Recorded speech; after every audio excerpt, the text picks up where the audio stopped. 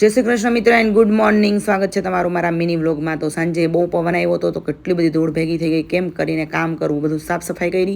ત્યાં તો આ બે ટાબરિયા રમકડા લઈને મંડાઈ પડ્યા. બહુ બધા રમકડા ગોઠવી દીધા. અને એમાં તો જીયાંશ તો પાછો મંદિરનો શોખીન, તો મંદિરમાં એણે કેદારનાથનું મંદિર બનાવી દીધું અને મને કે ચાલ દર્શન કરવા કેદારનાથના. પછી હું લોક મારી અને એને લઈ ગઈ કે ચાલો નીચે આપણે જઈએ. તો ચંપલ પહેરી અને ગયા નીચે. તો જીયાંશની સાયકલ દેખાઈ ગઈ. સાયકલ જોઈ અને મને પણ ચલાવવાનું મન થઈ ગયું. પછી સાવ નીચે ગયા તો એને શેરડીનો રસ પીવો હતો. તો બહાર ગયા તો શેરડીના રસવાળા કીધું કે ભાઈ શેરડીનો રસ પીવો છે. તો એણે મંડા એનું મશીન ચલાવવા માટે અને મસ્ત મજાનો એક ગ્લાસ ભરી અને જીયાંશને આપી દીધો. અને પછી એક મસ્ત મજાનો ગ્લાસ ભરી અને ધ્યાનાને પણ આપી દીધો. તો બંને તો એ ટાબરિયા મસ્ત મજાના મંડા પીવાનો પણ એક જોરદાર લાવો છે. અને પછી મેં પણ એક રસ પીને કહું થોડી બાકી રહું પીવામાં. બંને ટાબરિયા તો રસ પીતા પીતા જોતા હતા કે ભાઈ મશીનમાંથી રસ કેમ કરીને નીકળે છે. અને જીયાંશ તો ઘરે આવી અને મંડો હેન્ડવોશ કરવા માટે. અને પછી એક વાટકો વેડો તો મેં જોયું કે આમાં શું છે. તો એમાં તો હતું જાંબુડા. અને પછી સાંજે બનાવી નાખી છાશ. થોડા લાઈક અને સબસ્ક્રાઈબ.